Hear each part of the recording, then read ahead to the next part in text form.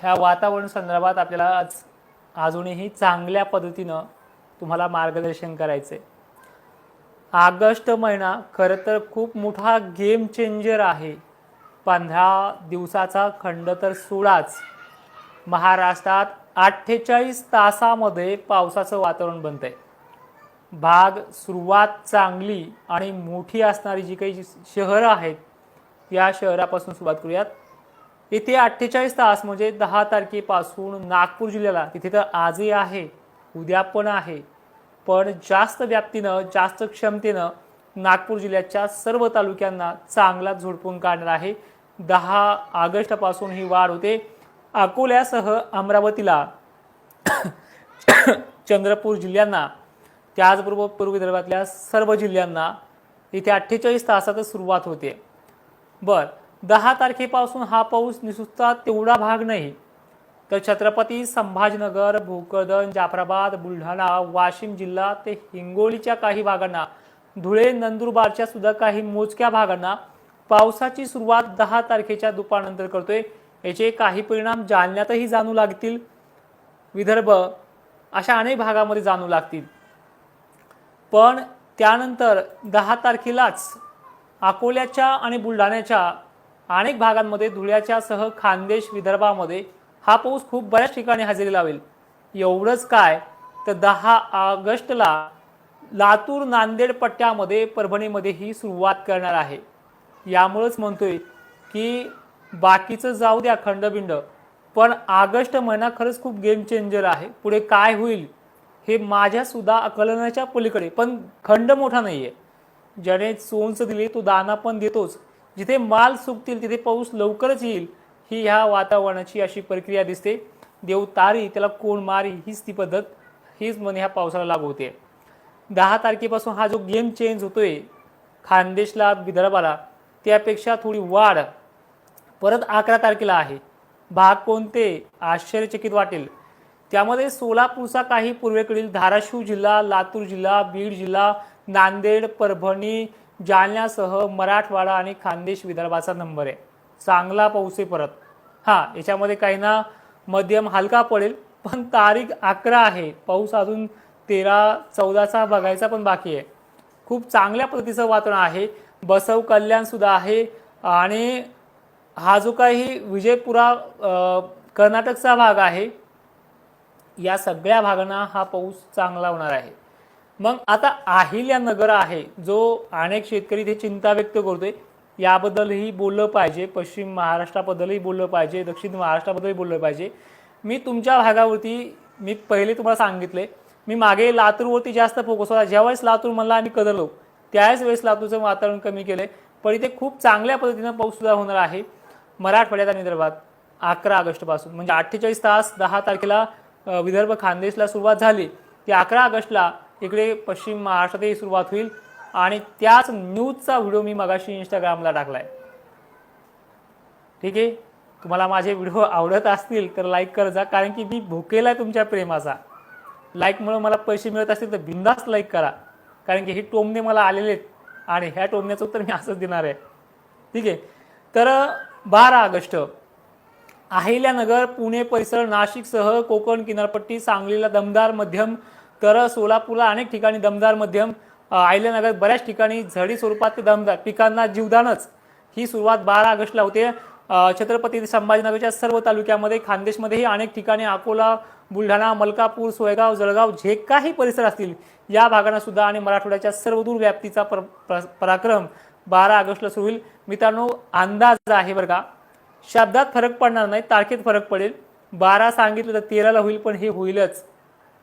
ठीक आहे, पुढचंही बोलणार आहे 17चं। अनेक जण तर टोमण्याला सुरुवात केली, पण फक्त तुम्ही पाठीशी खंबीर राहा, बदल घडवूनच येणार आहे। आणि हे मी घडवत नाही, निसर्ग घडवतो म्हणून मी सांगतोय।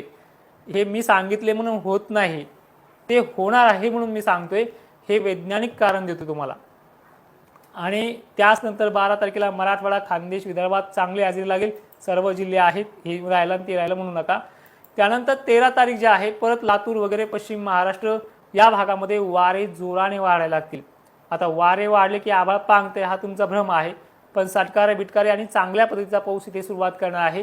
त्यामुळे काळजी करण्याचं काम नाही. तुम्हाला मी अपेक्षा तुमच्या विहिरीच भरतील किंवा लगेचच पाणी वाहोल ही दक्षिण महाराष्ट्राला ही अपेक्षा मी कधी दिलेली तुम्हाला पक्क माहिती आहे. कधी ऑगस्ट संपू द्या, सप्टेंबरला जो परतीचा पाऊस होणार आहे तुमच्या धरणाचा प्रश्न मिटेल, पण विहिरीला थोडं थोडं का होईना पाणी 1 सप्टेंबर 2 सप्टेंबरपर्यंत आलेलं असेल ही अपेक्षा तुम्हाला दिलेली आहे. ठीक आहे. यामध्ये परत हा खानदेशला 12-13 तारखेला आहे. 14ला तर महाराष्ट्रातल्या अहिल्यानगरचा जोर वाढतोय, सोलापूरचा वाढतोय, लातूरचा वाढतोय, नांदेडचा वाढतोय, मराठवाड्याच्या विदर्भात वाढतोय. पण हा जो काही पाऊस आहे ज्यांना पिकं सुकतायत त्यांना खूप चांगल्या पद्धतीचा आधार देणार आहे. ठीक आहे. तर आता पुढचा विषय सांगतो 15 ऑगस्टचा, की 15 ऑगस्टला वारे खूप जोराने वाढतील. पश्चिम महाराष्ट्रात दमदार पाऊस झाल्याच्या नंतर ह्या दिवसामध्ये खानदेशातही त्या पावसाच्या सरी कोसळतीलच. पण नांदेडचं चित्र काही लोकांचं टेन्शन वाढवणार असणे, तिथे ते पाऊस कायमच राहणार आहे. मग तो 15ला बी आहे आणि 16ला बी आहे. यामध्ये लातूर आहे, सोलापूर काही भाग आहे, नागपूर जिल्हा आहे, अमरावती आहे, बुलढाणा आहे, खानदेशी आहे. आणि त्यानंतर पद्धत बघा, जे 17 तारखेपासून जोर वाढणार मी सांगितले. मी तुम्हाला काय म्हटलं त्या व्हिडिओत, तारखेत बदल होईल.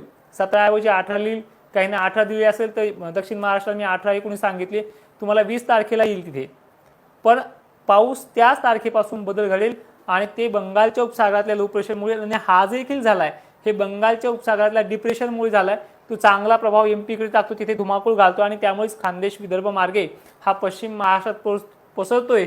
पण त्याला साथ मिळते कोकणातल्या लो प्रेशरमुळे, ते कोकणात झालेल्या कमी दाबाच्या क्षेत्रामुळे परत ही सांगली सोलापूर भाग वरते. आणि जर ह्या 10-12 पासून जो पाऊस महाराष्ट्रातल्या भागांमध्ये वाढतोय आणि तो 15 पर्यंत राहतोय, हे 5 दिवस तर गेले. परत 16-17ला वाऱ्यामुळे थोडा कमी जरी झाला, तो काही भागाचा कमी होईल. 18-19 पासून वाढतोय तर तो 21-22ला आणखीन जोरात वाढतोय आणि तो 25-26-27 जातोय. मग राहिले महाराष्ट्रामध्ये 20 दिवस, उद्यापासून 21-20 दिवस राहतात.